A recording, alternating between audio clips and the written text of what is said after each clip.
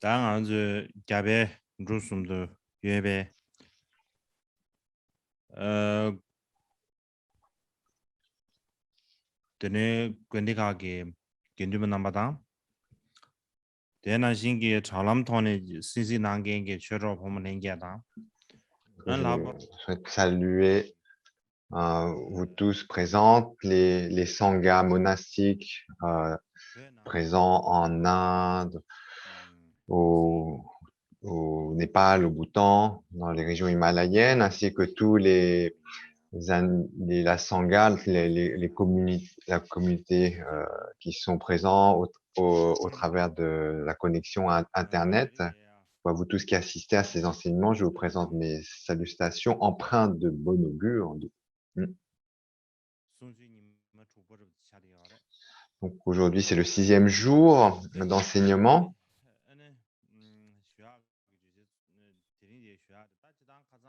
Alors le thème d'aujourd'hui, d'abord, hier, précédemment, on avait parlé de la période védique, comment la période védique était décomposée en une période la première période et une période finale. Et aujourd'hui, donc on développe la période finale. Et également, donc, comme évoqué précédemment, dans le plan, la période védique tardive, la deuxième période, on l'avait décomposée en 3 parties, si vous vous souvenez. Donc, vous voyez, jeter un œil sur cette diapo.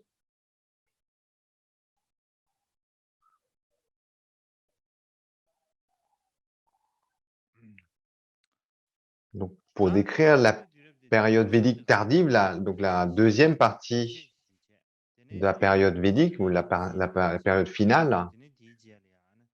Donc, il y a tout d'abord la période des 4 Védas, on a dit, la période brahmanique et l'âge philosophique. Et on avait aussi insisté hier sur le fait que ces 3 catégories, en fait, ne devaient pas être compris en termes de chronologie, mais en termes de contenu. Donc, c'était voilà, on avait dit cela. C'était plutôt à voir comme un genre littéraire en termes ces 3 catégories, les 4 Védas, la période brahmanique et l'âge de philosophie devaient plutôt compris comme genre littéraire plutôt que comme une décomposition chronologique. Et également, ensuite, concernant la période brahmanique, comme vous voyez sur la diapositive, on décompose ainsi. Et donc, tout d'abord, lorsqu'on a parlé des 4 Védas, le premier des 4 était le Rig Veda. Vous vous souvenez? Le Rig Veda, tout au début, le premier des Védas, c'est le Rig Veda. Et à l'origine, ce n'était enfin, il n'y avait pas d'écrit. Tout était transmis oralement. Et c'est vraiment plus tard que le Rig Veda a été consigné par écrit. Dans un premier temps, c'était une transmission orale. Et lorsque le Rig Veda, en fait, a commencé à être mis par écrit, en fait, les autres Védas également ont commencé à être mis par écrit.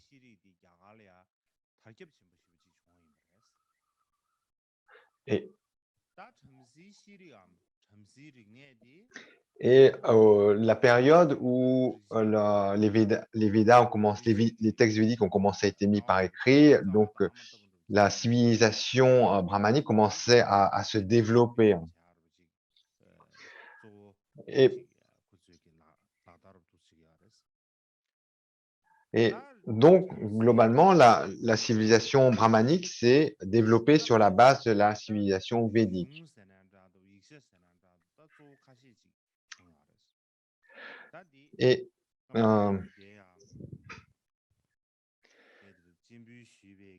Et donc, dans cette présentation, on doit comprendre les 4 Védas un peu comme les textes racines et les brahmanas comme étant les textes qui viennent enrichir la compréhension des textes, comme des commentaires.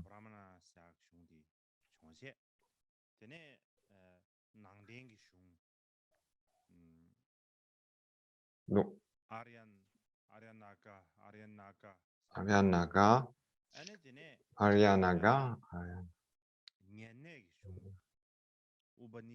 Ninié, et ensuite, voilà, donc dans les textes dans la catégorie des brahmaniques, donc il y a le Brahmanas, Aryanyakas, Upanishads et Kavyas, qui est, euh, donc on va parler donc de ces trois genres littéraires, on va se concentrer sur la deuxième, celle de la période brahmanique. Donc vous avez à la droite de la diapo donc les différents sous-catégories, ce qu'on appelle les brahmanas, les aryanyakas, upanishads. Donc on a besoin de développer ce point-là. Le contexte des brahmanas, en fait, à cette époque, à l'époque donc des brahmanas, les gens, en fait, étaient très portés sur les rituels d'offrande, à un tel point qu'il y avait des gens, en fait, qui ne s'intéressaient à rien d'autre qu'à faire des rituels. Et à cause de cela, en fait, le nombre de prêtres accomplissant les rituels, en fait, a sensiblement augmenté. Et à mesure que leur nombre augmentait, et bien aussi leur pouvoir, leur influence également devint plus important.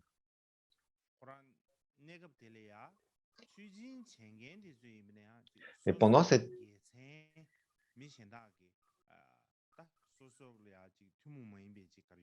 et en fait, ces prêtres qui faisaient les rituels les rendaient de plus en plus élaborés pour un peu montrer leur qualité, pour se mettre en valeur dans le royaume, etc.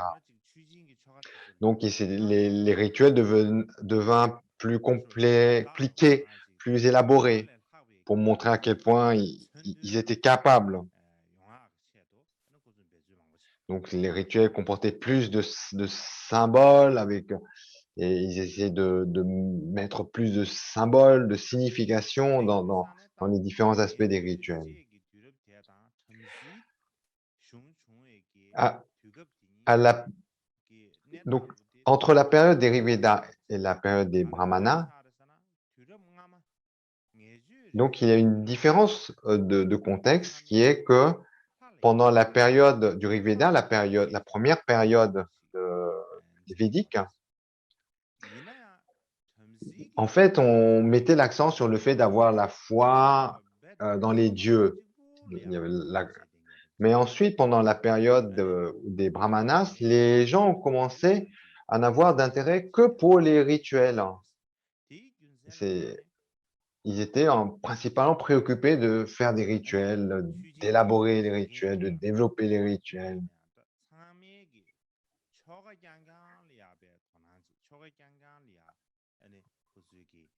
Et en fait, que ce soit les prêtres qui accomplissaient les rituels ou les gens de la population, en fait, la plupart, en fait, avaient porté leur intérêt principalement sur les rituels, comme si c'était la chose la plus importante dans la vie de la civilisation. Et de ce fait, en fait, les rituels commençaient à prendre plus un aspect externe. Ça veut dire que les rituels devenaient plus complexes, plus élaborés, mais d'un aspect extérieur. Et, et de ce fait, comme ils étaient de plus en plus distraits par les aspects formels, les aspects extérieurs des rituels, ils en oubliaient les divinités.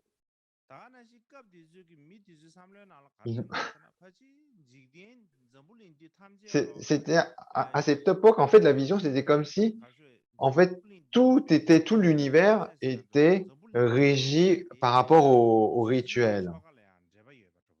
Tout, en fait, que c'était comme si tout gravitait dans le monde autour des rituels.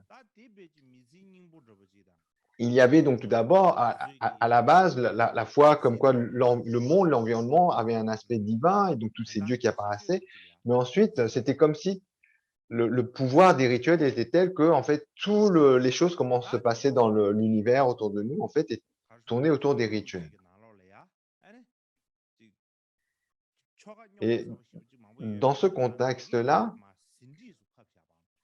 ils commençaient à devenir des rituels vraiment compliqués, prise de tête, et puis donc ça nécessitait de prendre des notes, de mettre par écrit tout cela. Donc toutes les différentes techniques de rituels à mettre en place, etc. Donc toutes ces notes, en fait, étaient mis par écrit dans ce qu'on appelle les brahmanas. Donc dans cette diapo, brahmanas. Donc si on voulait prendre une approche un peu bouddhiste, ou en d'autres termes, prendre la terminologie bouddhiste, ce qu'on appelle les 4 Védas, on pourrait les comparer aux paroles du Bouddha. Et les brahmanas seraient comme les commentaires de ces explications, à l'image des commentaires, les sastras. Voilà, les 4 Védas peuvent être comparés aux sutras et les brahmanas aux shastras. Ou en d'autres termes, les Védas, en fait, sont comme les textes racines et les brahmanas comme les commentaires qui viennent éclairer ces textes racines. Donc, pour introduire le sens des brahmanas, on va mettre en valeur, décrire en fait comment les dieux sont perçus dans les brahmanas, comme les dieux, comme le dieu associé au soleil, etc. Donc, vous vous souvenez, dans la période première du Veda, on pensait que tout l'environnement avait un aspect divin. Il y a un dieu associé au soleil, à l'atmosphère, au vent, au feu, etc. Et en fait, cette vision, petit à petit, changea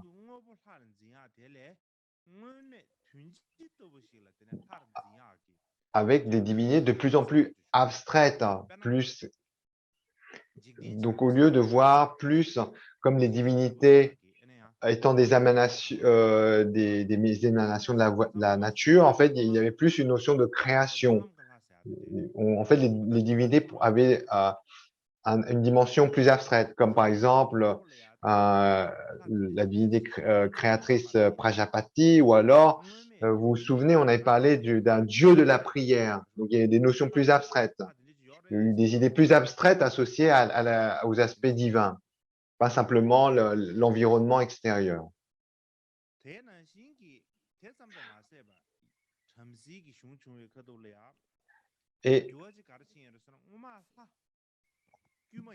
Et donc, en fait, on observe une évolution de la façon de percevoir les divinités dans les brahmanas.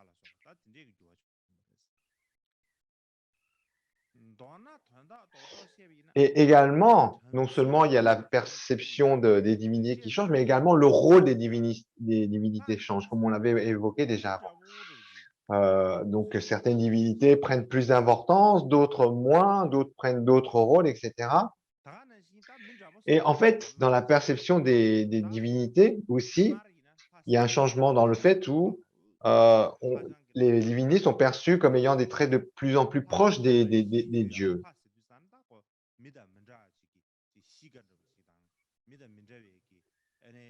Donc, on avait dit, la particularité des dieux, c'était d'être plus forte, d'avoir plus de pouvoir que les humains. Et au départ aussi, on parlait qu'ils avaient une nature divine, mais ensuite, lorsqu'on approche de la période des brahmanas, en fait, les divinités ressemblent de plus en plus aux êtres ordinaires en termes de traits de caractère. Donc, ils ont des comportements avec des défauts comme des humains. Ils apparaissent plus comme des êtres ordinaires.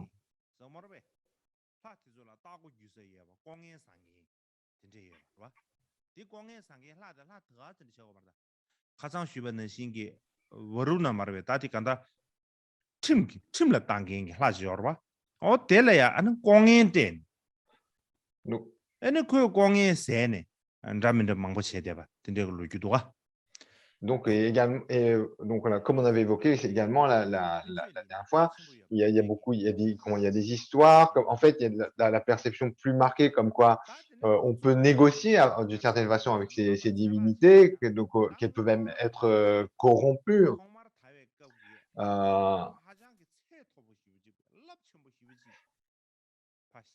Et en fait, au départ, lorsque les Védas apparus, les divinités étaient perçues étant comme suprêmes, trop extrêmement puissantes, et cette perception était tellement éloignée des préoccupations de la vie de tous les jours que les gens petit à petit se sentaient déconnectés en fait de ces divinités associées au ciel et qui auraient des super pouvoirs infinis, etc.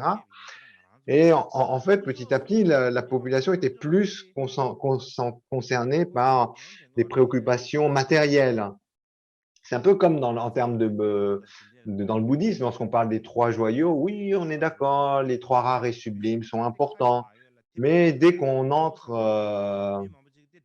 dans la vie pratique, c'est comme il y a moins d'intérêt par rapport aux trois rares et sublimes. Oh, les trois rares et joyaux sont, oui, ils sont importants, etc. Mais disons, ils sont trop puissants, tellement au-delà de nos préoccupations ordinaires. Et donc, lorsqu'on est dans les soucis mondains, en fait, on se sent un peu déconnecté de ces trois rares et sublimes. Donc, c'est un peu dans cette idée. Donc, dans l'évolution de la perception des divinités, en fait, on sent dans la population une plus grande préoccupation par rapport aux soucis matériels. Donc, ils ont donc un intérêt qui est porté plus vers des déités locales, des divinités qui pourraient rapidement leur apporter un bienfait pratique par rapport à la vie de tous les jours. Et de ce fait, en fait, la hiérarchie des divinités se met à changer et puis également de nouvelles divinités apparaissent. Par exemple, au départ, dans le Rig Veda, à l'origine, il y a la divinité Rudra. Rudra. Donc, Rudra, c'est une divinité courroucée. Rudra. En fait, à l'origine, c'était le dieu de la tempête dans le Rig Veda. Donc, à l'origine, Rudra était le dieu de la tempête dans le Rig Veda. Et ensuite, il est devenu un dieu de destruction. Un dieu dont les gens devaient avoir peur. Et petit à petit, il devient finalement Ishvara. Et Ishvara, donc il devient en tant que Ishvara un objet de foi de la population. Il fait partie d'un des trois grands dieux. Et également, en fait, c'est à cette époque qu'on parle en fait de Ishvara. En fait, de cette façon, Ishvara n'existait pas avant. C'est comme une nouvelle divinité qui apparaît à ce moment-là. Ensuite, il y a aussi, autre exemple, il y a Mahadeva. Mahadeva, littéralement, c'est le grand dieu. Maha, le grand, Deva, dieu. Et il apparaît aussi à cette époque-là. C'est pas un dieu qui était là à l'époque du Rig Veda, à l'origine des Devas, des Védas. Et à ce moment, il y a en fait, lorsqu'on appelle les brahmanas, pour rappel, en fait, on évoque différents textes. Et parmi un des canons brahmaniques, il y a donc un texte dans lequel on identifie Mahadeva comme étant le dieu le plus important. Et ainsi, à la fin, par la suite, Mahadeva devient synonyme de Indra, comme dieu le plus important. Ensuite, il y a deux textes de brahmanas. Alors, je ne sais pas trop comment on pourrait les appeler. Alors, donc il y a des légendes. Alors, donc il y a beaucoup de légendes, et notamment il y a une des légendes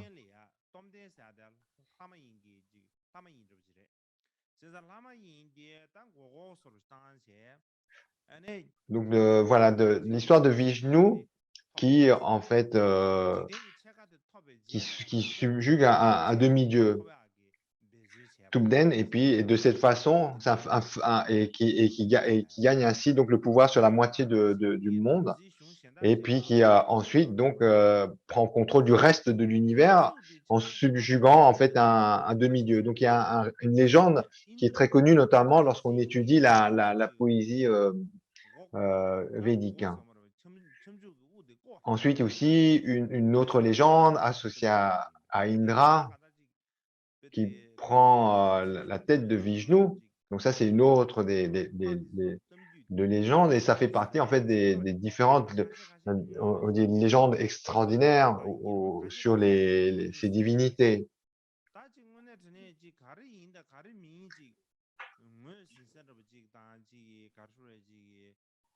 Alors donc en fait, il y a une question de savoir un peu d'où viennent ces, ces, ces légendes et aussi par rapport à l'aspect historique, comme un peu dans les brahmanas, le style est un peu souvent dans épique, dans légendaire. Des fois, on a du mal, dans certains contextes, à faire la distinction entre ce qui est la partie légende et la partie qui est plus historique ou proche de la vie pratique des personnes. Alors, ensuite, pour expliquer comment ça se fait que d'un seul coup, dans cette période, beaucoup de divinités apparaissent, quels sont leurs rôles, donc leur rôle, leur fonction, les apparences ainsi que les apparences du monde qui sont associées au monde. En fait, tout cela est décrit au travers de nombreuses légendes. Et par exemple, notamment dans une de ces légendes, oui, donc, et dans ce contexte-là, en fait, il y a une des difficultés, c'était de distinguer les légendes qui s'étaient vraiment remontées à très longtemps et d'autres qui étaient plus récentes pour, en fait, on veut dire, soutenir certains aspects de rituels, etc. Donc là-dessus, c'était un peu un des points de difficulté. Ensuite, on n'a pas besoin d'entrer trop dans le détail de toutes ces légendes, mais néanmoins, je souhaiterais en évoquer une des plus, peut-être la plus célèbre des légendes. Donc la mythologie hindoue, vous pouvez dire peut-être la plus célèbre, c'est celle de Manu. Vous pouvez voir sur la diapo. Alors ensuite, il y a différentes versions de ce mythe, de cette légende. Alors ensuite, Manu, ce qu'on appelle Manu, il est décrit comme un peu à l'origine de tout, à l'ancêtre de l'humanité. Donc Manu, en fait, voilà, il est un peu comme l'ancêtre, celui qui est à l'origine de l'humanité. Ça ressemble un peu, comme vous savez, le Vieux Testament dans la tradition chrétienne. Donc c'est similaire à certains mythes dans l'Ancien Testament, dans la religion chrétienne. Donc ce mythe de Manu donc présente des similarités par rapport au mythe dans l'Ancien Testament. Et donc ici, dans le mythe de Manu, en fait, un jour, Manu était en train de se laver les mains et puis dans une rivière, etc. Et puis il y a un poisson qui vient vers lui et lui demande s'il te plaît, prends soin de moi, élève-moi. Et un jour, je te serai d'une très grande aide. Et Manu, il commence donc il écoute le poisson et il l'élève. Donc il le nourrit, il s'occupe de lui et petit à petit, le poisson devient très grand. Et puis un jour, le poisson dit à Manu, dans quelques années, il va y avoir d'immenses inondations. Des immenses inondations, comme un déluge. Et donc écoute-moi bien, pour te parer à ça, tu dois préparer un bateau. Tu dois le préparer maintenant pour être prêt à vendre. Et Manu, il écoute le poisson et il construit son bateau. Et puis, en effet, quelques années après, des immenses inondations se produisent. Et Manu, immédiatement, lorsqu'il voit ces inondations soudaines s'élever, il se précipite sur son bateau. Et là, le poisson arrive et il guide le bateau. Il tire le bateau pour traverser le grand océan jusqu'à arriver au final à un grand arbre où il amarre le bateau sous ce grand arbre. Et là, ils attendent tranquillement que les inondations se calment. Et puis au final, lorsque les inondations se retirent, l'eau se retire, Manu redescend du bateau et ils s'aperçoivent en fait que toutes les personnes, les créatures vivantes étaient mortes, noyées. Il s'aperçoit en fait qu'il est le seul survivant.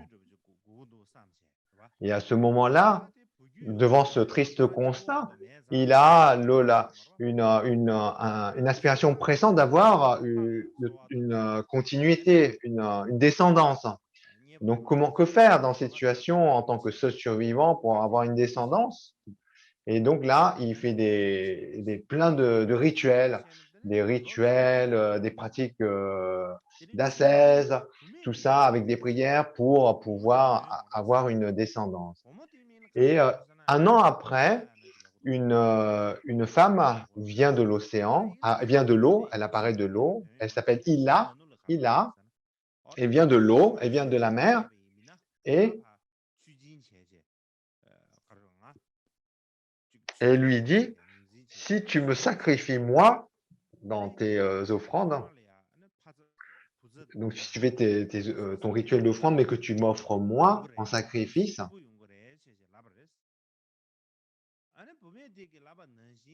eh bien, tu auras une descendance. Non seulement tu auras une descendance, mais également du bétail pour assurer cette descendance. Et puis la femme rajoute que je serais ravi d'assumer ce sacrifice.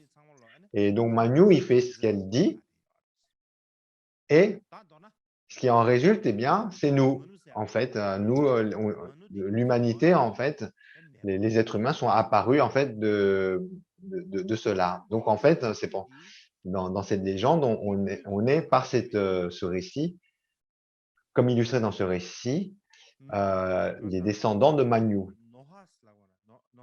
Et en fait, cette histoire, elle évoque étrangement, enfin, elle évoque très, très explicitement le mythe de l'arche de Noé, n'est-ce pas, dans la tradition juive. Et également, c'est très similaire à un mythe, un mythe chinois, le mythe chinois du grand Yu qui prend contrôle de l'eau. Et, et en fait, on s'aperçoit que dans toutes les traditions du monde, dans le monde, il y a des similarités dans ces mythes antiques. Mais ensuite, de- alors, ensuite, donc en termes de déplacement, la géographie, donc en fait, on s'aperçoit que de l'est à l'ouest, il y a en fait des mythes qui sont très similaires, des mythes antiques. Et donc, par cette similarité, on est en droit de se demander en fait comment ça se fait que c'est comme ça. Donc, on se dit, donc peut-être qu'il y a eu à l'époque de nos ancêtres, il y a eu vraiment une période de grande inondation ou comme un déluge, et qu'ils ont dû traverser un grand océan et que beaucoup d'êtres ont péri pendant la traversée, etc. Et en tout cas, en fait, comme vous pouvez voir sur la diapositive qui illustre ce mythe de Manu, en fait, c'est un mythe qui est extrêmement célèbre, le plus célèbre dans la mythologie hindoue.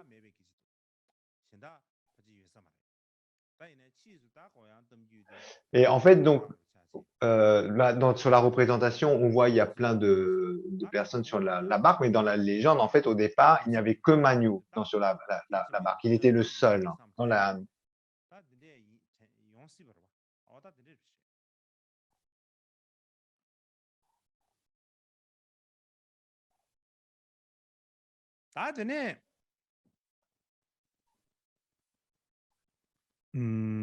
Oui, ensuite, ouais, on peut se demander d'où vient cette similarité des mythes.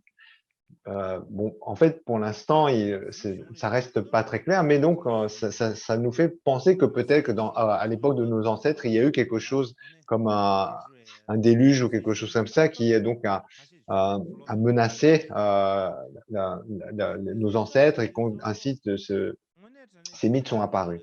Ensuite, on passe aux philosophies.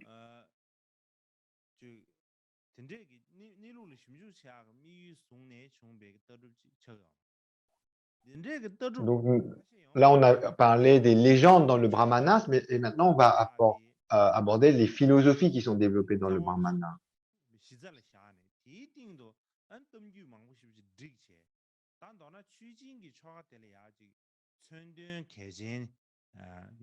En fait, à la base, comme on a évoqué, à la base des brahmanas, en fait, c'est les rituels dans la tradition védique. La base, à ce moment-là, c'est vraiment tous les rituels. Et ensuite, tous les commentaires qu'il y a, en fait, c'est un peu pour expliquer pourquoi on fait tel ou tel rituel élaboré. Et d'une certaine façon, lorsqu'on parle de philosophie dans ce contexte-là, elles sont là plus un peu pour justifier pourquoi tel prêtre faisait tel rituel élaboré, etc. Donc les vues philosophiques, d'une certaine façon, dans les brahmanas, elles commençaient à se développer pour justifier les rituels.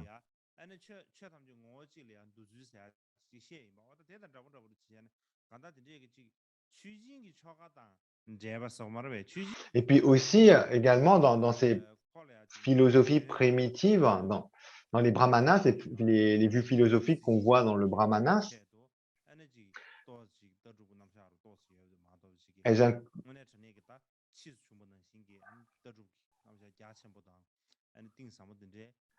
elles incluent également des légendes, etc., pour un peu justifier. En fait, globalement, elles sont là pour justifier les rituels d'offrande. Elles sont accompagnées de mythes, etc. Et en fait, donc, c'est pas des philosophies dans le sens où on se pose des questions fondamentales et des questions existentielles. Elles sont plus, en fait, des vues, des philosophies pour justifier les pratiques, en fait, qui s'élaboraient de plus en plus, qui se développaient.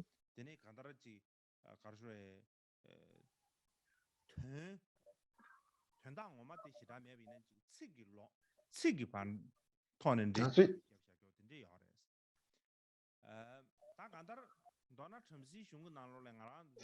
Ensuite, voilà, même si en termes de philosophie, il n'y a pas tellement beaucoup de choses à développer en termes euh, mais néanmoins, à développer, mais en moins, donc on commence à voir qu'il y a beaucoup de mots élaborés pour évoquer des notions élaborées.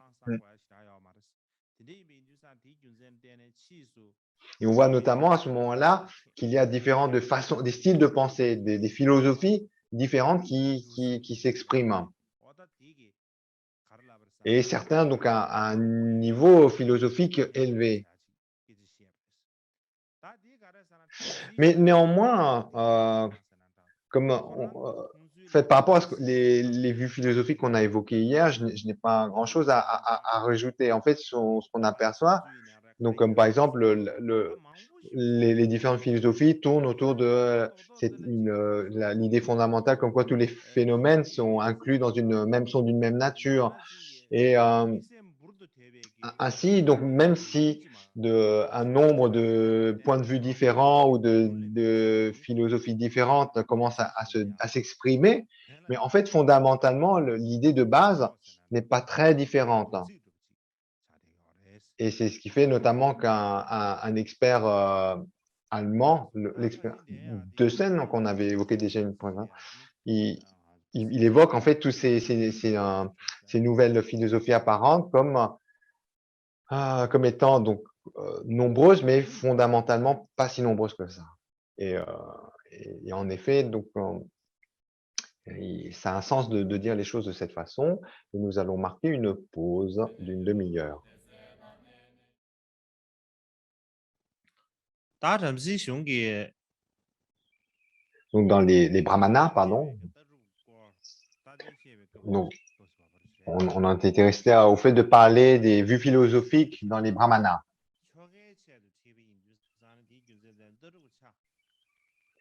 Et notamment dans la partie des brahmanas qui traite des vues philosophiques, il y a notamment donc ce qu'on appelle Aranyaka, comme vous pouvez le voir sur la diapo, et notamment dans ces vues philosophiques, il y a la notion très importante à nos yeux, qui est la notion de samsara. Donc, dans les textes brahmanas,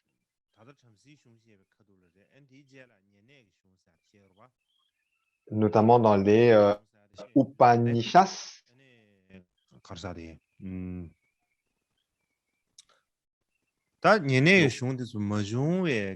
apparaît en fait explicitement, alors qu'on n'avait pas vu avant, la notion élaborée du samsara.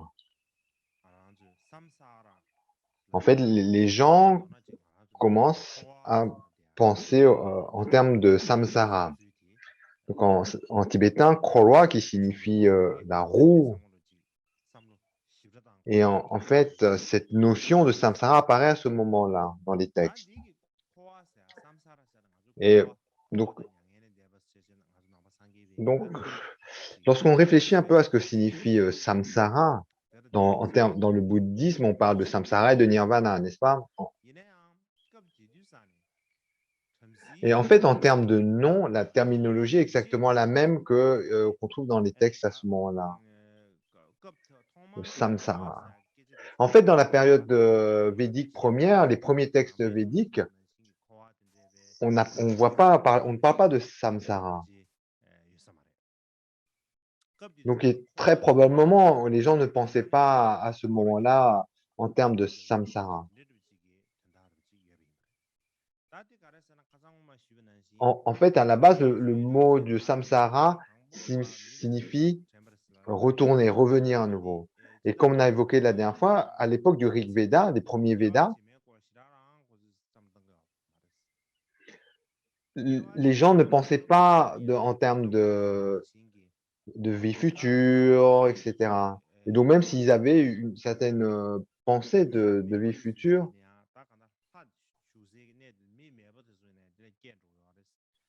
en fait, ils pensaient simplement qu'ils allaient renaître dans les paradis divins, dans des mondes paradisiaques associés aux divinités qu'ils percevaient au travers de l'environnement. Et que simplement, ils étaient dans ce monde comme un résultat d'être, par rapport à leurs ancêtres, ils étaient là parce que donc il n'y avait pas cette réflexion comme le fait de reprendre encore et encore des vies successives, de cette notion de roue du samsara, de reprendre différents types de vies. À ce moment-là, dans la période, au début des Védas, il n'y avait pas cette notion, probablement. En fait, le fait de penser en termes de samsara vient plus tard, en pensant qu'il n'y a pas. Pourquoi qu'il n'y aurait qu'une seule vie après cette vie? Et ainsi, donc, vient la perception qu'il puisse y avoir une succession de vies, que cette vie n'est pas la première, que après la mort, qu'il n'y ait pas qu'un autre état, mais qu'en fait, il y a un enchaînement de naissances, un enchaînement de naissances qui nous fait passer d'une existence à une autre de façon répétitive.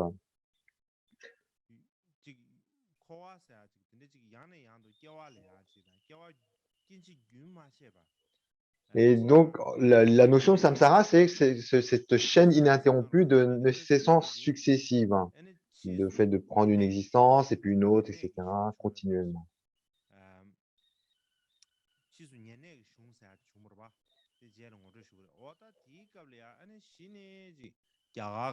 Et en fait, c'est à partir de l'Upashana où cette notion apparaît clairement. Ce qui fait penser qu'à ce moment-là, dans cette fin de la période védique, dans les textes des Upanishads, en fait, ces textes montrent que la pensée commune était qu'il y avait ce samsara. Mais au départ de la période védique, il n'y avait pas ça.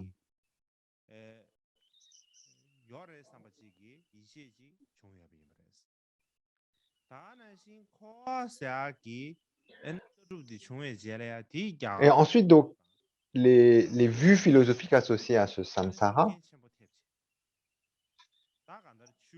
ça a une très grande influence dans toute la philosophie la philosophie et religion hindouiste. Donc c'est quelque chose qui a vraiment un point important à creuser. En fait, c'est donc quelque chose qui travaillait. C'est un point important à creuser, à réfléchir. Et donc, c'était une notion qu'on devait creuser, approfondir dans les différentes spiritualités hindouistes qui apparaissent par la suite, et notamment même dans le bouddhisme. Le Bouddha parle de samsara et de libération du samsara. Et également, donc, dans les vues philosophiques ou spiritualités qui se développent suite à la période védique également, donc ont comme notion clé ce samsara. Mais ensuite, donc, d'où vient cette notion de samsara? Donc, si on réfléchit un peu, en fait, à partir de quel moment est venue cette perception de la vie sous forme de samsara, de roue qui.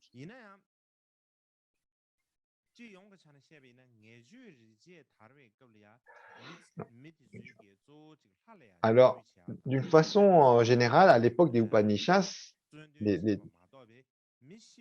donc, donc, comme on avait évoqué, tout d'abord, au début des Védas, à l'époque du Rig Veda, ils ne se préoccupaient pas trop de savoir d'où est-ce qu'ils venaient, le processus de l'existence, où est-ce qu'ils allaient passer. Il n'y avait pas une réflexion sur le sens de la vie au départ, dans le Rig Veda. Donc, il n'y avait pas cette vue du samsara, cette idée du samsara.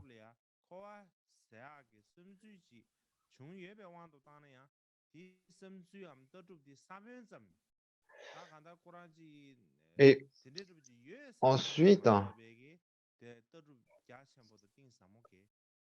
ensuite, il a dû avoir.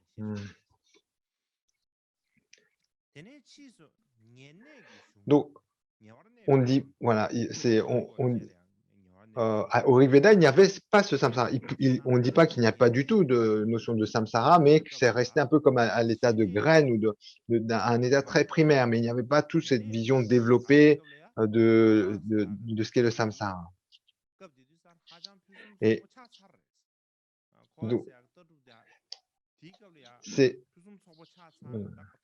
donc, cette idée de samsara, qui est une idée profonde et très développée,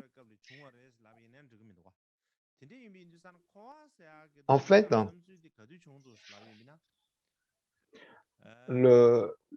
lorsqu'on parle des Upanishads, à l'époque des Upanishads, la notion de samsara est très clairement développée. Et donc, de ce fait, entre le Rig Veda, où on n'a aucune mention du samsara, et l'Upanishad, où vraiment la notion de samsara est clairement développée, donc de cela, on peut penser que, en fait, petit à petit, que la notion de samsara s'est développée avant les Upanishads, avant la littérature des Upanishads, et que en fait, elle devient complètement élaborée pendant les Upanishads, mais que cette idée, en fait, a maturé avant, peut-être à l'état d'une graine, de quelque intuition au niveau du Rig Veda, mais probablement que c'est pendant l'époque des Brahmanas que cette notion de samsara se développe.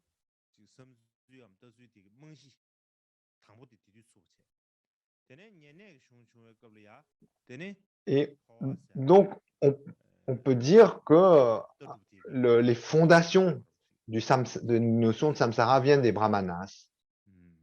Et ainsi, les idées de base du samsara, de ce qui forme le cadre des idées du samsara, elles viennent des brahmanas. Et ensuite, dans les Upanishads, vraiment, donc là, on voit que l'idée est très développée, les réflexions sont très nourries dessus. Alors, donc, comme vous pouvez voir sur la diapo, on parle dans les brahmanas de Aranyaka. Donc, c'est un mot sanskrit qui est une branche de la littérature védique, Aranyakas. Donc, en tibétain, en fait, vous l'avez aussi en tibétain, qu'on appelle ça Magden, qu'on peut traduire par des textes de forêt. Alors, pourquoi on appelle ça comme ça? En fait, il est dit qu'à l'époque, les brahmas, notamment ceux de la caste des dirigeants, vers la fin de leur vie, ils partaient en ermitage, en fait, ils composaient ces textes. C'est pour ça qu'on parle des textes de forêt. Parce que notamment, donc, lorsqu'ils partaient comme vivre un peu en ermite, ils pouvaient plus faire les rituels d'offrande tels qu'ils faisaient dans la ville ou de façon urbaine. Et donc, ils avaient plus de temps pour réfléchir sur les aspects philosophiques. Et c'est devenu, en fait, une tradition raffinée, qui s'est raffinée comme substitut au rituel, puisqu'ils ne faisaient plus les rituels dans les forêts, en ermite. Ils avaient plus de temps à réfléchir sur les aspects philosophiques. Et donc, d'une certaine façon,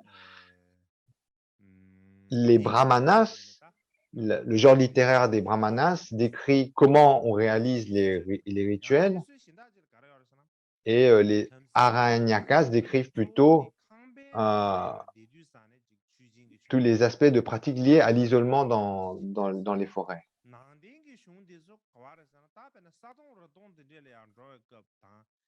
Donc les Aranyakas décrivent plutôt, en fait, voilà, les brahmanas décrivent les rituels là on peut faire quand on est dans un foyer, en milieu urbain, alors que les Aranyakas décrivent plutôt les pratiques que l'on fait lorsqu'on est isolé, en ermite. Et en bref, en fait, les Aranyakas constituent un peu comme vraiment les textes les plus tardifs de la littérature brahmanique, les derniers textes de la littérature brahmanique. Et en fait, ces textes constituent une très faible part, quelques pourcents de la littérature védique. Et ils n'apportent pas finalement, en termes de vue philosophique, un éclairage particulier. Et donc, on ne va pas aller plus au fond là-dessus. Ensuite, pour parler des Upanishads, comme vous pouvez voir sur la diapo,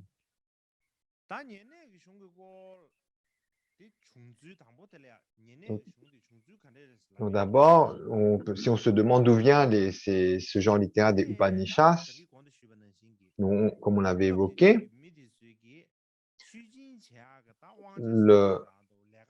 donc petit à petit, la population, la civilisation brahmane, en fait, donnait de plus en plus d'autorité et de responsabilité aux prêtres pour accomplir les rituels.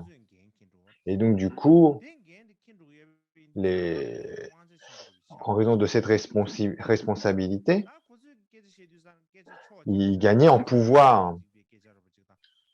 Et donc, d'une certaine façon, ils pouvaient un peu dire ce qu'ils voulaient pour faire les rituels. Il fallait faire les choses comme ça, parce que ça répondait à telle vue philosophique ou telle façon de penser. C'est un peu eux qui dictaient comment il fallait faire les choses. Et les autres, en fait, qui n'étaient pas experts dans ces rituels, devaient juste écouter. Ils n'avaient pas leur mot à dire. Et de ce fait, en fait, par le fait que les prêtres commençait d'une certaine façon à un peu à biaiser les choses par le fait de se mettre en valeur et de surélaborer les rituels. En fait, ça commençait à pourrir un peu.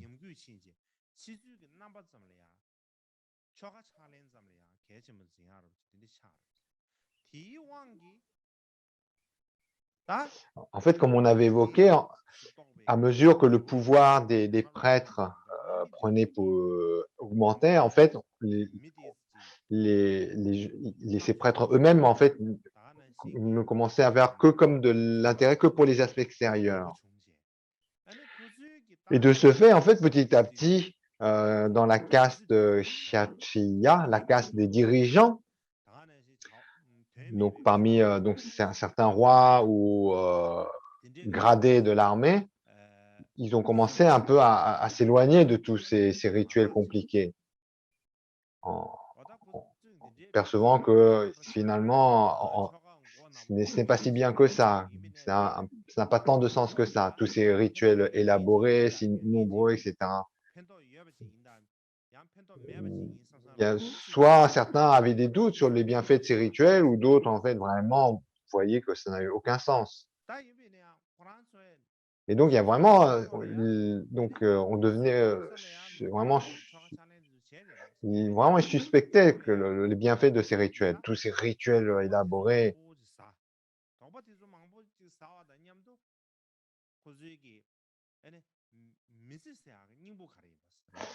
Voilà, et donc du fait d'avoir tous ces doutes sur ces rituels élaborés, ces philosophies un peu, ces explications un peu tordues pour justifier ces rituels élaborés, donc certaines populations de la classe dirigeante se sont posées des questions existentielles. Mais quel est le sens de la vie?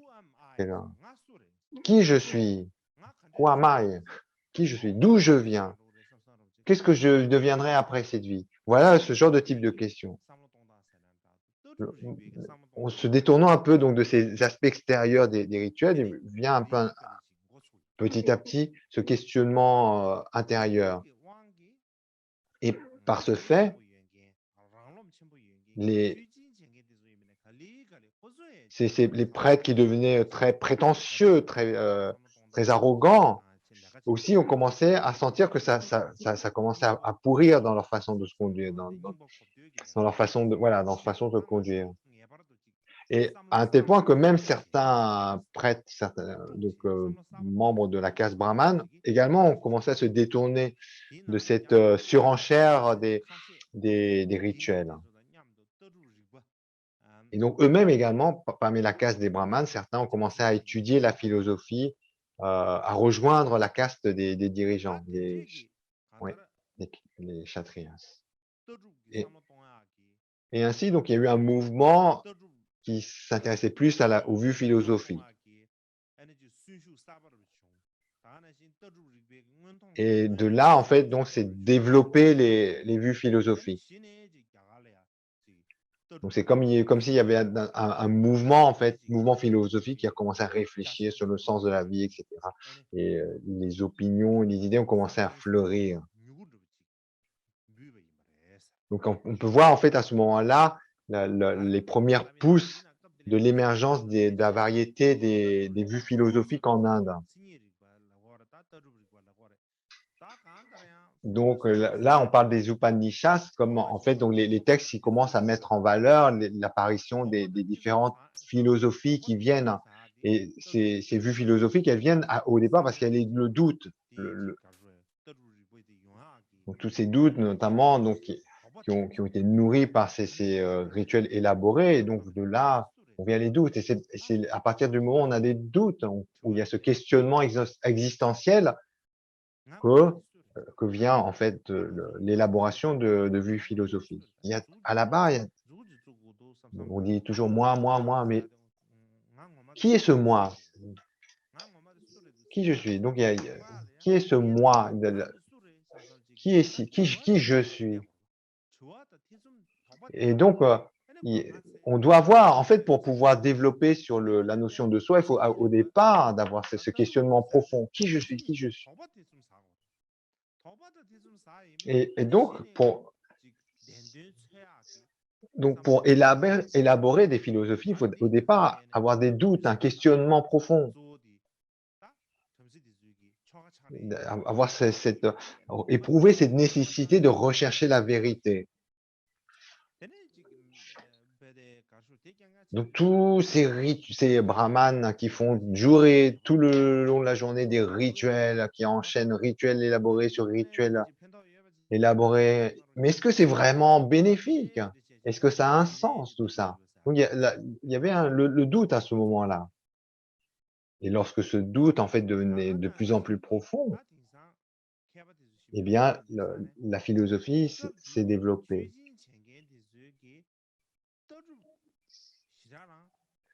Et à l'époque, donc, lorsque les prêtres de la membre, la caste des brahmanes faisait tous ces rituels, en fait, il ne, il n'y avait pas tellement de philosophie élaborée.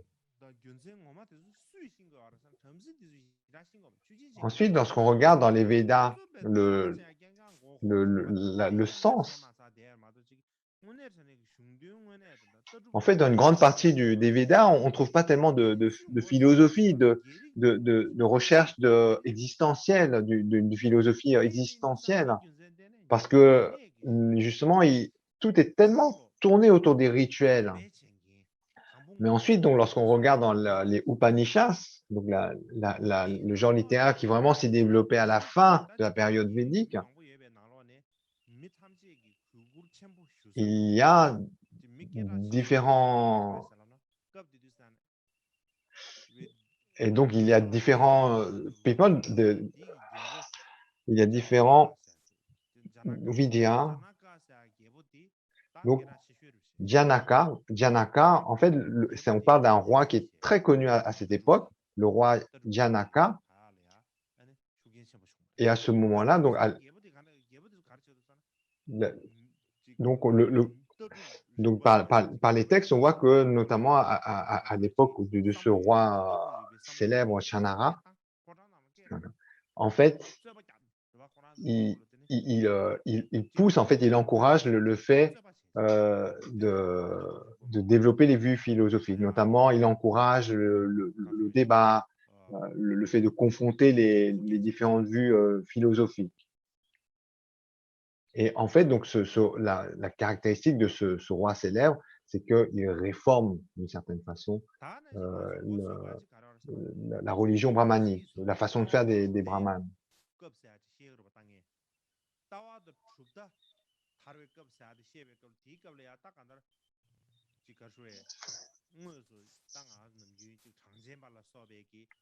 Et donc,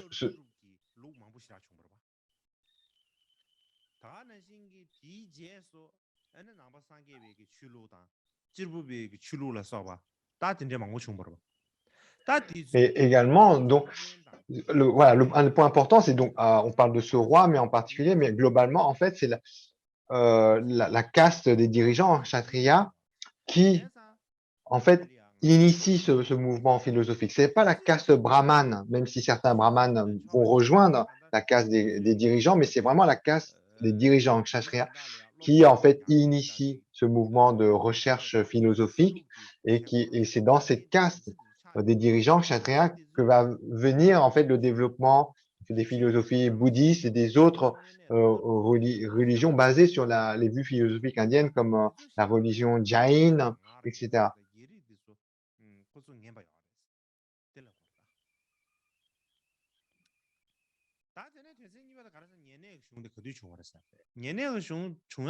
Et c'est pour ça, en fait, par la suite, lorsque ces religions comme le jaïnisme, le bouddhisme, etc., se développent, on parle pas très beaucoup donc des castes brahmaniques à ce moment-là, car le mouvement est principalement initié par la caste des dirigeants, les kshatriyas.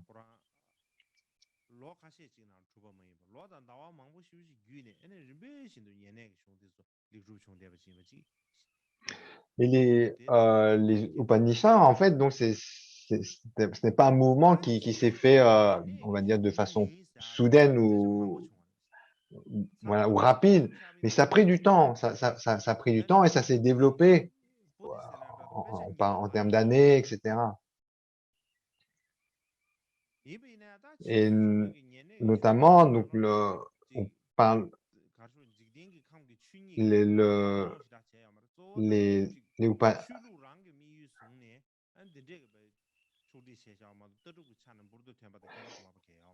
donc, par-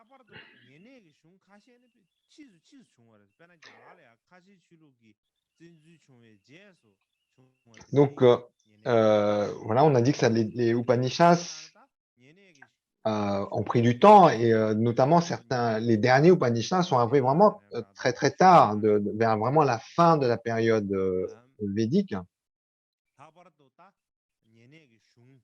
Et certains même, en fait, donc, on les considère comme pas étant véritablement des textes de la littérature Upanishad. Mais en termes de chronologie, si on veut, vous avez dans dans la diapo de moins 1000 avant notre ère à plus 1000. Donc à 1000, donc c'est. Ensuite, il y a différents Upanishads. Donc, vraiment, on regarde les temps tendus, on parle des Upanishads qui sont un peu primitifs, les premiers, et puis donc et puis les derniers qui recouvrent plus d'une centaine de textes. Ensuite, en termes de contenu, le sujet des Upanishads,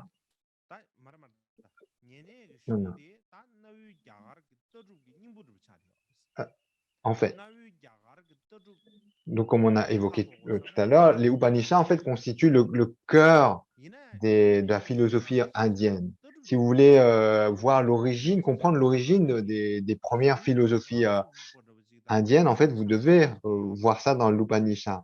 Et ce n'est pas, comme on a dit, le résultat d'un seul texte mais en fait, les Upanishads résultent d'une compilation de différents textes qui s'étendent sur une assez longue durée et tous sont assez différents puisqu'en fait, dans les Upanishads, les auteurs expriment leur point de vue. Chacun exprime son point de vue.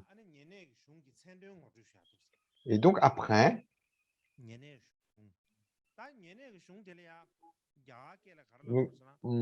en fait, on va parler du sens du mot Upanishad.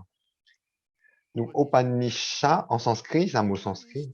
Upanishad, quand on dit Upa, Ni et Shat. Donc, c'est un mot en trois parties. Upa, Nish et Shat. Et en joignant ces trois parties, on a Upanishad. Et ici, le sens en fait de Upanishad, comme on avait évoqué, ça signifie être proche, demeurer à proximité. Alors, là-dessus, certains experts européens pensent que la dernière syllabe, chat, signifie s'asseoir, s'asseoir.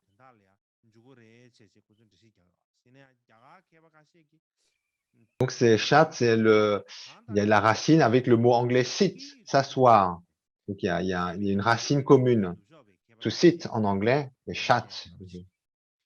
Mais certains experts indiens ne sont pas d'accord.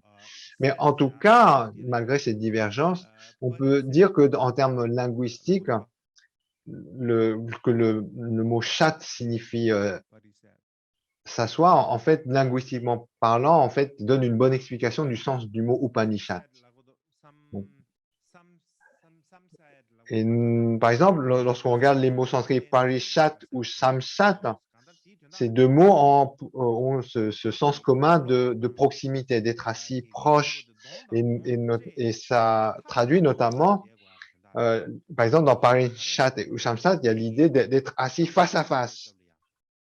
Et notamment, lorsqu'on parle des Upanishads, le fait de s'asseoir face à face, etc., c'était le fait de transmettre des instructions spirituelles de sorte à ce que les autres ne peuvent apprendre cela, de garder d'une certaine façon secret. mais aussi l'étudiant reste à proximité de l'enseignant. Donc, ce qui est transmis ne peut pas être entendu de tout public. Et donc, en fait, globalement, les Upanishads étaient enseignés de façon secrète. Donc, il y avait une tradition d'enseigner de façon restreinte les Upanishads. Donc, par exemple, on dit que si l'étudiant et le maître n'étaient pas dans le même endroit, eh bien, et également, donc il y avait des conditions pour pouvoir transmettre les Upanishads. Il fallait que le maître soit proche du disciple. Non seulement cela, mais par exemple, la transmission était exclusivement que pour un fils aîné, qu'elle était réservée à ceux qui avaient une conduite pure, qui avaient préservé leur engagement, etc., qui avaient une conduite irréprochable. Donc, il y avait vraiment des conditions qui faisaient qu'on pouvait recevoir les Upanishads. Rahasya. Et notamment dans la littérature Upanishad, on retrouve souvent les mots Rahasya, qui signifie secret, ou Guhya Adesha. Guhya Adesha, ça signifie vraiment donc des instructions essentielles secrètes, ou également Paramam Guhya, qui signifie secret ultime. Donc il y a beaucoup de mots qui ont ce sens de secret. Le point commun de ces différents mots, donc on parle de quelque chose de secret, de caché. Et simplement parce que lorsque le maître transmettait des instructions clés, eh bien, il les transmettait de façon secrète. Donc c'est pour ça lorsqu'on parle de Upanishads, on évoque le fait d'être assis à proximité.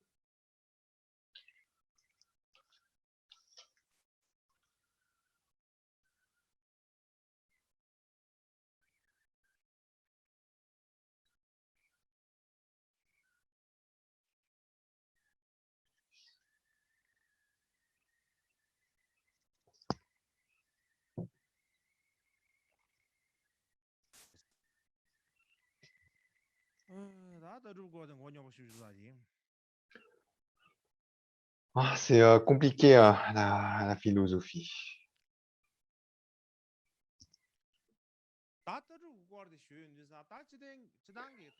Ensuite, lorsqu'on parle de la philosophie, comme sur la diapo, dans le cas des Upanishads, donc un des traits marquants des Upanishads, c'est l'aspect philosophique.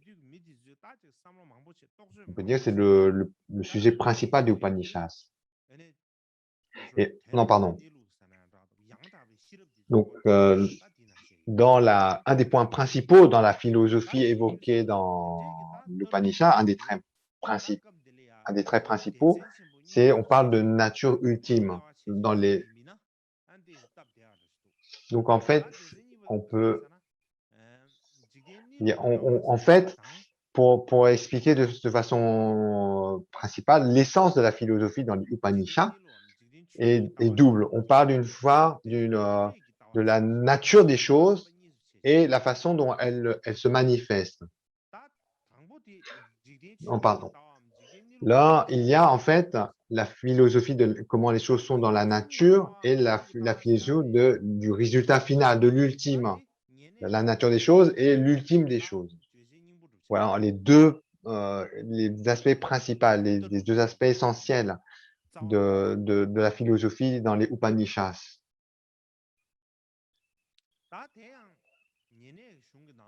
Donc, en fait, parler de la nature du monde,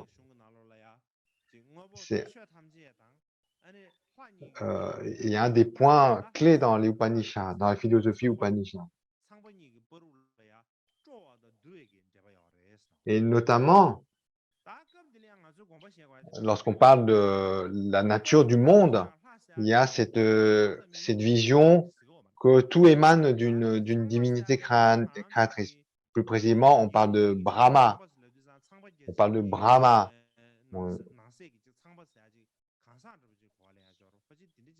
Mais ensuite, lorsqu'on parle de Brahma comme ça, on a l'impression qu'on parle d'un individu, n'est-ce pas? Mais en fait, dans la littérature, en fait, le fait de donner le mot Brahma, en fait, c'est pas pour désigner un dieu ou un individu. Lorsqu'on lit, en fait, comment est décrit Brahma, en fait, c'est une façon de parler de la nature de toute chose. Donc, c'est un peu comme ou dans le bouddhisme, on parle de dharmata, la nature des phénomènes. Et en fait, donc, c'est une façon de désigner la nature de tous les phénomènes. Ils utilisent le terme Brahma. Et notamment, donc, on comprend parce qu'on comprend ainsi parce que lorsqu'on lit dans la littérature, souvent il y a des expressions comme tout est Brahma, tout se manifeste à partir de Brahma, le monde que l'on voit est l'expansion de Brahma. Et en fait, donc ici, on voit que le mot Brahma, il n'est pas tellement utilisé pour parler d'un dieu ou d'un individu, mais pour désigner quelque chose d'essentiel, pour désigner la nature, une nature ultime, une nature fondamentale. Ainsi, on dit comment, en fait, comment ça se fait qu'on expérimente le monde tel qu'on voit, qu'on a toutes ces perceptions? D'où vient en fait tout cela? D'où vient tout ce monde, toutes ces perceptions? D'où viennent tous ces phénomènes perceptibles? Et la source de tout cela, en fait, ils lui ont donné le nom de Brahma. Et ensuite, bien sûr, Brahma, en fait, prend une définition divine. Donc, c'est un peu comme un dieu ultime, un dieu créateur, qui est à la source de tout. Donc, à ce moment-là, c'est un peu comme une image, comme dès qu'on donne on l'attribue comme un dieu, il y a un peu comme un individu. On lui donne un aspect, etc. Donc, cette notion de Brahma, en fait, elle est promue comme à une divinité à la source de tout. Donc, cette nature qui est à la base de tout prend l'aspect d'un dieu ultime, d'un dieu, voilà, qui est Brahma. Mais ensuite, dans la littérature, on parle donc ainsi de Brahma comme étant, voilà, comme une divinité qui a à l'origine de tout ce que l'on perçoit et dans quoi, en fait, tout finit par s'y dissoudre. Par exemple, pour faire un parallèle, dans les scientifiques, on parle de Big Bang, n'est-ce pas? Non, scientifiquement parlant, on voit le monde comme un résultant d'un Big Bang. Et en fait, on se rend compte que dans ces philosophies, la vue est plus profonde. C'est plus profond que parler du Big Bang en termes scientifiques. C'est plus profond parce que, par exemple, lorsque on dit dans les textes, on dit que Brahma est connecté en fait est conscience. Voilà, il y a cette notion que Brahma est conscience puisque il est l'expansion de tout ce que l'on voit en fait. Donc c'est associé et c'est associé à nos perceptions, à notre conscience des perceptions. Et on dit ainsi que Brahma, par nature, est conscience. Il n'a rien à voir avec la matière. Il n'est pas matériel.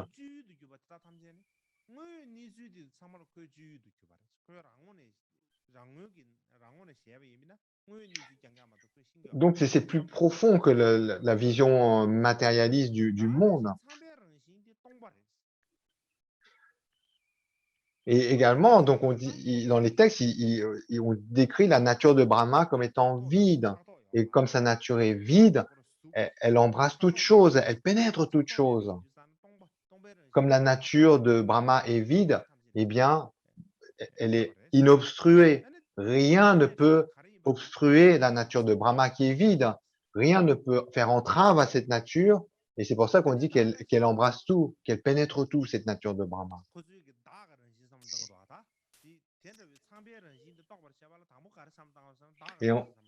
Et on pense aussi la nature du soi. Donc, non seulement on parle de Brahma, mais on parle de soi, comme on parle de moi, par exemple.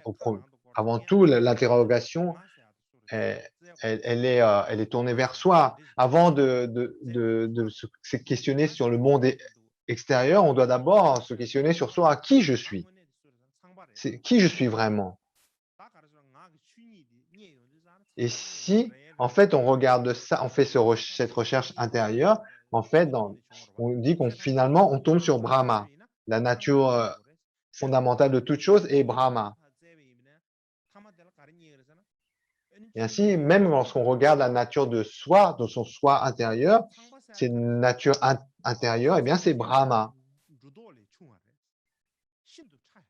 On dit que même au niveau le plus subtil, plus petit qu'un grain de riz, au subtil du subtil, en termes de subtil et subtil, si on recherche le soi intérieur au plus subtil du subtil, en fait, on parle de Brahma.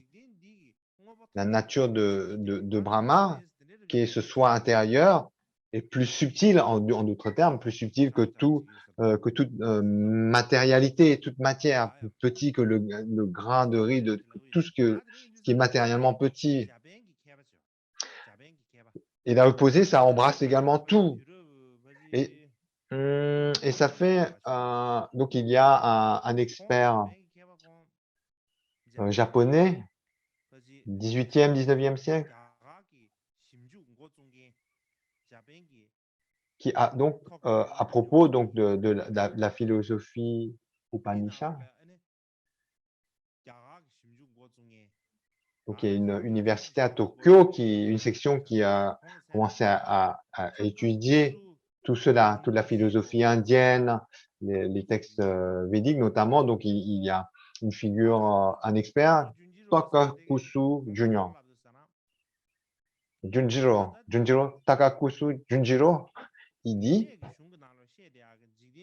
à propos, donc c'est un expert dans tous ces textes védiques et indiens, et là-dessus, il dit à propos des philosophies Upanishads que dans cette philosophie, elle peut être divisée en deux points.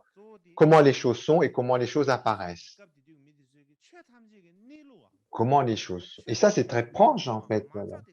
En fait, à l'époque, les gens, en fait, se creusaient la question de cette façon. Quelle était la nature, quelle est l'essence de toutes les choses, mais ensuite également comment le mode d'apparition de ces choses. Donc, il y avait ce questionnement. Quelle est l'origine des choses? Quelle est l'essence des choses? Et également, comment ça fonctionne? Comment les choses se manifestent?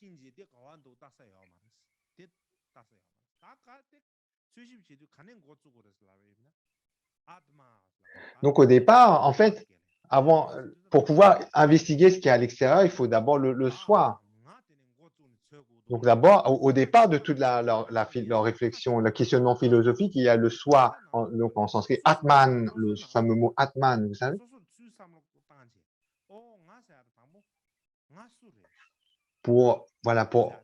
Comme tout est centré autour de soi, la question fondamentale, la question clé est qui je suis? Donc, par exemple, qu'est-ce que ce pilier? Quel est ce vase? Quel est cet objet, etc. Si on cherche la nature des différentes choses de notre monde, l'arbre, le pilier, le vase, etc. C'est un peu c'est sans fin d'une certaine façon. Donc, pour chercher l'essence de tout ça, en fait, il faut tout, en fait, pour qui je suis, pour pouvoir répondre à comment est le monde qui nous entoure. Et en fait, il faut d'abord résoudre l'énigme qui est qui je suis. C'est vraiment le questionnement fondamental. Et ça, c'est l'essence dans les Upanishads. On se questionne sur l'Atman, le soi. Donc, c'est vraiment compliqué. C'est comme dans le bouddhisme, par exemple. On a beaucoup de discussions compliquées, fondamentales, mais là également, dans l'Upanishad, on a cette question, cette prise de tête, mais elle tourne la question clé autour de toutes ces discussions et ces vues, c'est qui je suis? Quel est quel est le soi? Qui je suis? Qu'est-ce que le moi, le Atman? Donc, il y a cette recherche de qui je suis en origine, d'où je viens.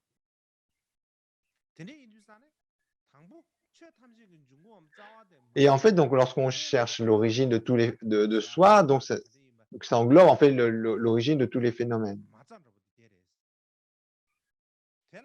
Mais donc, comme on a dit, la question du soi, de l'Atman, c'est une question fondamentale parce que pour chercher la nature ou l'origine de tous les phénomènes, il faut d'abord comprendre l'origine ou la nature de soi, n'est-ce pas? Comme on insiste dans le bouddhisme, hein, dans le dans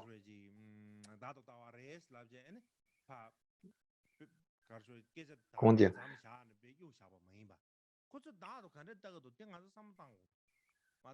Donc dans les vues du soi, donc dans le ouais. Donc voilà. Oui, donc c'est comme toutes les discussions où dans le bouddhisme, on remet en cause la vision du soi, et cetera. Mais donc il y a toutes ces discussions, il y a pour cette discussion, c'est pas juste rejeter la vue philosophique ou botter en touche tout questionnement là-dessus. En fait, il faut discuter, et cetera. Donc, et donc ça demande à creuser cette notion. Qu'est-ce qu'ils entendent lorsqu'on parle de soi? Qu'est-ce qu'on entend de Atman, etc. C'est pas juste dire, oh, moi je suis bouddhiste et je ne crois pas à l'existence du soi. Les non-bouddhistes, eux, ils croient à l'existence du soi. On ne peut pas simplement s'arrêter comme ça. On est obligé de chercher, en fait, eux, quand ils parlent ils croient en un soi, qu'est-ce qu'ils entendent?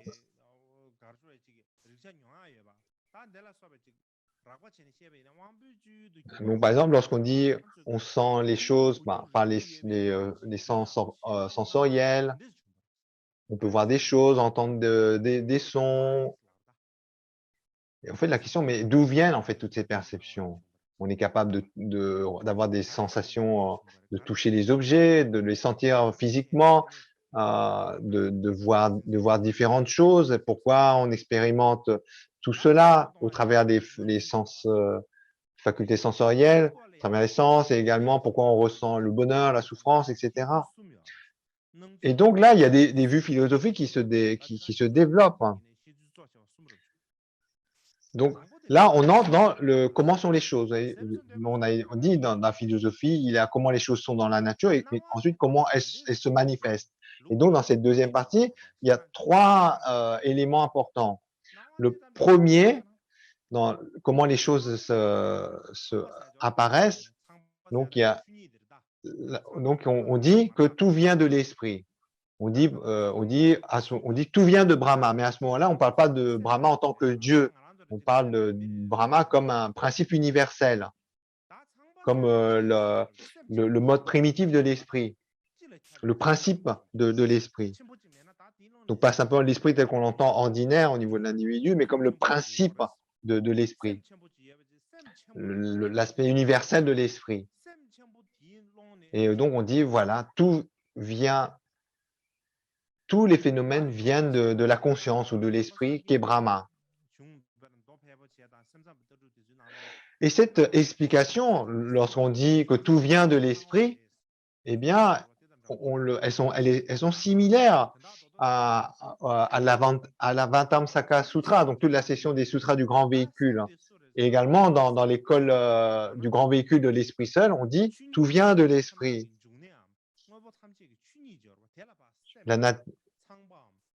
Donc, on parle de la nature de tous les phénomènes. Chuni, Dharmata, eh bien, c'est la nature de l'esprit. Donc, ça revient tout à fait donc ce qui est écrit ici dans ces brahmas, lorsqu'on dit que tout est Brahma, que tout est de la nature de Brahma, etc. Donc, le langage est similaire ici.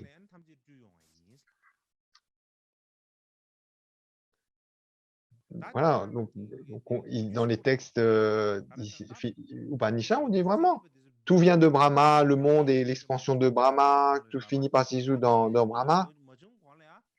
Donc c'est très similaire aux descriptions dans l'Avatamsaka Sutra et ceux de l'école d'Esprit Saint. Et ensuite, par rapport aux vues scientifiques, on parle de Big Bang, etc. Mais ensuite, pour comprendre, etc., l'origine du monde, on est obligé de faire des recherches sur la matière, l'origine de la matière, on va chercher les atomes, etc. Donc également dans la démarche, c'est très similaire à la physique quantique.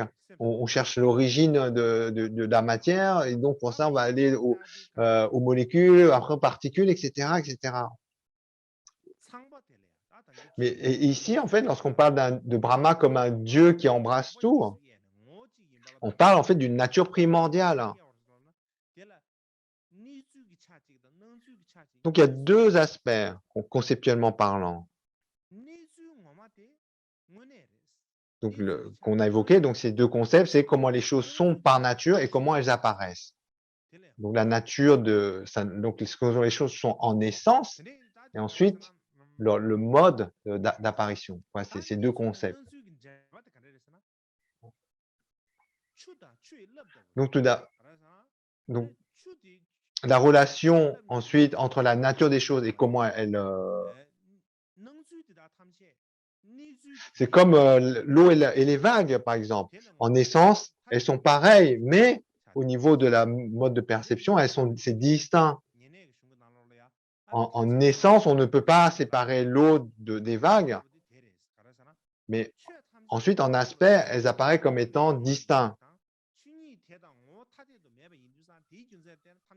Et là, donc, en fait, ici, on rejoint le deuxième point clé dans la vue deuxième des trois points clés, qui est le fait de dire que les divinités, en fait, embrassent tout, ou dire que Brahma, en fait, inclut tout, qui est la nature de toute chose. Et là, en fait, cette division, elle est très similaire dans la tradition tibétaine lorsqu'on parle des Shentong et Rangtong. Là, je ne vais pas développer sur ce point, juste dire que c'est similaire, qu'il y a une similarité entre les vues Shentong, lorsqu'on fait la distinction entre Shentong et Rangtong, et qu'on fait la distinction lorsqu'on parle de Brahma comme l'aspect de nature véritable et les apparences extérieures. Comme pour reprendre l'image, la distinction qu'on fait entre la nature de l'océan et des vagues qui est la même et la différence au niveau de l'apparence par rapport à la manifestation. Et ici, donc, en fait, on dit qu'on comprend que aussi bien dans la nature des choses et la manifestation des choses, tout est Brahma ici.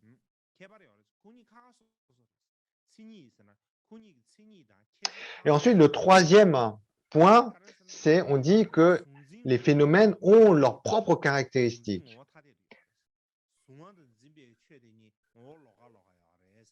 Et là, en fait, dans ce troisième point, c'est le fait de dire que la personne qui perçoit l'objet et l'objet qui est perçu sont de nature différente. Et ainsi, nature différente dans le sens où ils ont leurs caractéristiques propres. Et ainsi, on va dire que tous les phénomènes sont des émanations de Brahma, mais qu'une fois que l'émanation est faite, il y a Svetvara, donc ça c'est le nom dans l'Upanishad, un des œuvres, ce qu'on appelle Svetvara, dans le Upanishad, ici on dit que tous les phénomènes tels qu'on les perçoit, en fait, voilà, en fait, ici, dans cette œuvre, on distingue deux aspects de Brahma. L'aspect d'ignorance qui est primordial, une ignorance qui remonte depuis des temps sans commencement, et un aspect qui est connaissance. Et là, on dit, par exemple, que tous les phénomènes se manifestent comme manifestation de l'aspect de l'ignorance de Brahma, une ignorance fondamentale.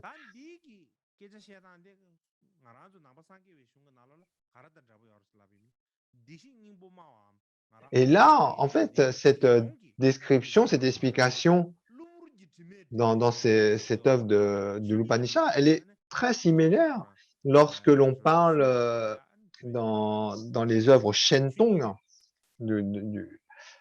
bouddhistes, lorsqu'on parle de la nature de Bouddha. Vous savez, on dit que tous les êtres possèdent la nature de Bouddha qui est parfaite par essence, mais que de façon adventiste, elle est recouverte par des voiles liés à l'ignorance. Cette description, elle est similaire ici. Lorsqu'on parle de Brahma, d'un aspect de Brahma qui est ignorance fondamentale primordiale depuis son commencement, et un aspect de Brahma qui est connaissance, omniscience.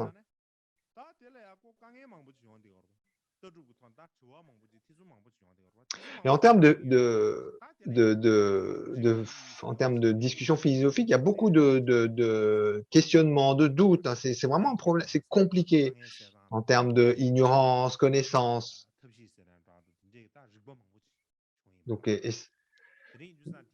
Donc ainsi, il y a différents raisonnements logiques qui s'est développé par la suite pour essayer d'expliquer d'où vient cet aspect d'ignorance de Brahma, cet aspect de connaissance, etc. Donc le sujet est compliqué, et donc de cette complexité vient différentes opinions.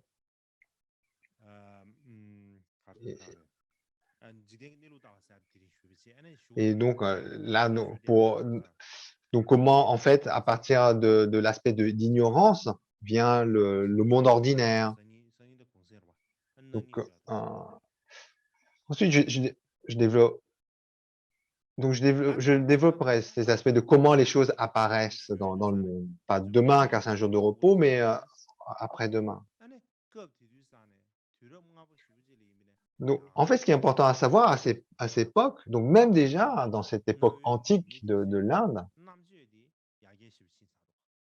au niveau de la vue philosophique, ils ont eu vraiment, sur la fin de la période védique, un développement de vue philosophique extrêmement élaboré. Et justement, c'est grâce au fait qu'ils aient atteint une telle élaboration de vue philosophique, de réflexion. Eh bien, en fait, on trouve beaucoup de similitudes avec les vues bouddhistes qui arrivent après, sensiblement après. Et notamment, donc, lorsqu'on dit que les vues notamment les vues du grand véhicule du bouddhisme est extrêmement élaborée, très profond, très élaborée. Elle est ainsi notamment parce qu'elle s'appuie déjà sur des vues philosophiques élaborées. Donc, au moment où le Bouddha vient au monde en Inde, vient dans notre monde en Inde, le contexte, la civilisation indienne dans laquelle le Bouddha naît, est une civilisation qui a déjà, au niveau de la population, des vues, des questionnements philosophiques très élaborés.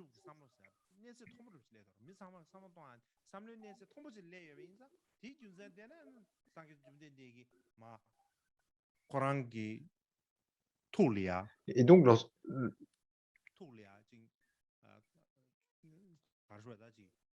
comment dire? Voilà. Et c'est pour cette raison que le Bouddha, lorsqu'il est arrivé en Inde, c'est par la suite qu'il a l'opportunité d'enseigner le grand véhicule et notamment le véhicule des mantras secrets.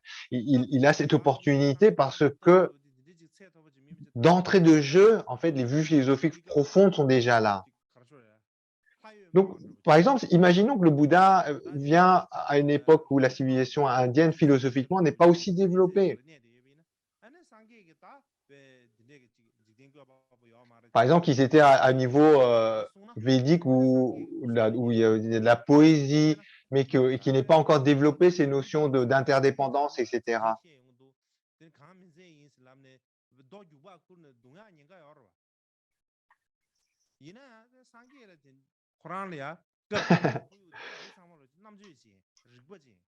Et donc, s'il n'y avait pas, donc si la philosophie était encore primitive et que lui, d'entrée de jeu, commence à parler d'interdépendance, de ces notions compliquées, donc il y a un risque que que, que le,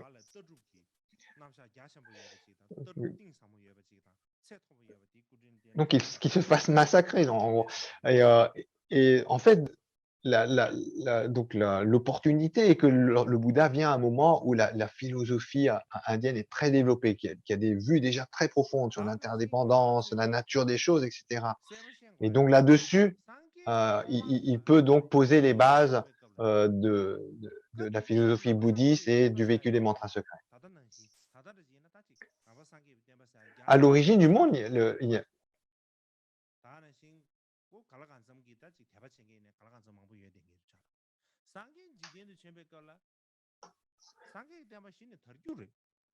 donc lorsque le Bouddha vient au monde, au, au départ, il n'y avait pas. Le Bouddha part de zéro. Ça vient en particulier, on parle des enseignements du bouddhisme parce que ça vient tout d'abord du Bouddha. Le Bouddha doit d'abord enseigner. Ce n'est pas qu'il donc il part, il n'a pas de prédécesseur avant lui qui avait. Mais donc c'est quelque chose de très difficile. Mais le Bouddha, en termes de qualité spirituelle, est extrêmement remarquable. Et en fait, mais le Bouddha, en fait, arrive à avoir des disciples, etc., parce que justement, à cette époque, il y avait déjà des philosophes, des érudits qui ont déjà des vues très profondes, très développées, et qui sont capables de voir les qualités du Bouddha.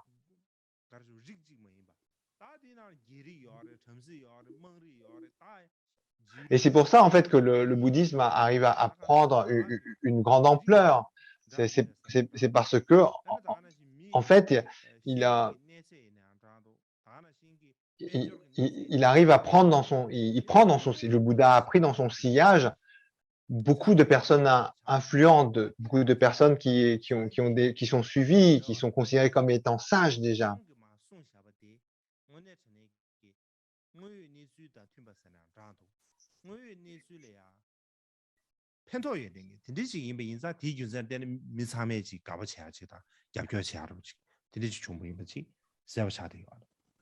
Et en fait, les gens commencent à s'intéresser au Bouddha, à le respecter parce qu'ils voient qu'il enseigne dans le but de résoudre un peu les questions, leurs questions fondamentales, de leur apporter vraiment quelque chose qui est fondamentalement bénéfique pour eux. Et aussi, un point important, lorsqu'on parle des non-bouddhistes, souvent dans la littérature bouddhiste, on parle des non-bouddhistes. Mais lorsqu'on parle des non-bouddhistes, dans par exemple les Samkhya, les Tirthikas, etc., donc on parle des rishis ou des brahmis, etc. On ne parle pas d'hérétiques qui sont abrutis ou qui connaissent rien à rien.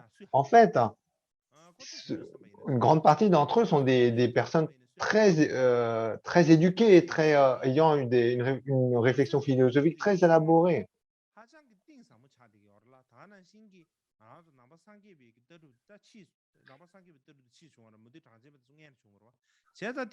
Donc, lorsque la philosophie Samkhya, qui est non bouddhiste, elle apparaît avant celle le bouddhisme. Et donc, les personnes qui ont développé cette philosophie Samkhya, donc même, en fait, il y a un terme péjoratif lorsqu'on parle des non-bouddhistes dans la philosophie bouddhiste. On dit les Tirthikas. Donc, en fait, on les décrit d'une façon un peu péjorative, mais il faut faire attention. C'est un peu regrettable parce que il faut comprendre que on évoque, par exemple, les Kosamkhya, des personnes qui ont vraiment obtenu des philosophies très élaborées et qui ont pu la transmettre. Et donc, il y a vraiment une base solide là-dessus.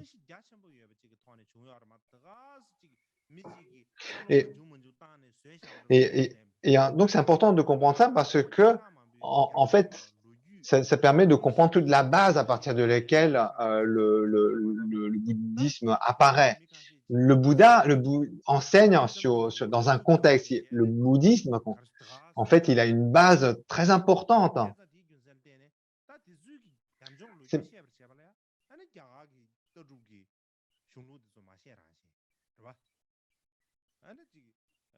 Et donc, par conséquent, si on veut comprendre tout ce contexte dans lequel le Bouddha a enseigné, comprendre les fondations du bouddhisme, on n'a pas d'autre choix que d'étudier ces philosophies non bouddhistes.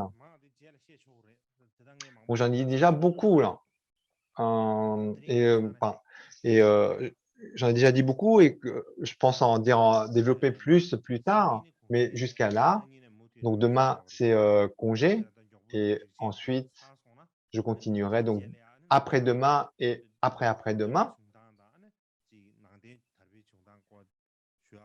Donc là, on peut dire qu'on a couvert la période védique et qu'on va pouvoir ensuite donc aborder la période où apparaît le bouddhisme. Donc j'ai un peu d'appréhension. Donc, parce que pendant presque 2 semaines, j'ai parlé de la période védique. Et donc, il y a beaucoup de personnes ont dû se dire, mais quand est-ce qu'il va parler des mantras secrets depuis plus d'une semaine, Karmapa n'a parlé que des non-bouddhistes. Donc, quand est-ce qu'on va arriver à notre sujet des mantras secrets? Quand est-ce qu'il va parler du bouddhisme? Mais comme je dis, ça fait un peu comme une publicité, mais pour vous, par rapport au mantra secret, mais ne vous inquiétez pas.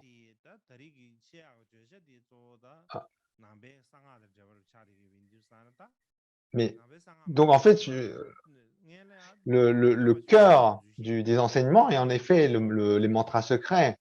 Le cœur des enseignements, c'est ça. Mais pour pouvoir comprendre cela, on est obligé, donc, comme on vient de dire, de comprendre le contexte, les fondations, la situation dans laquelle apparaît les mantras secrets. Donc voilà, en fait, la nécessité d'établir tout ce cadre. Donc, on va terminer avec les souhaits de dédicace.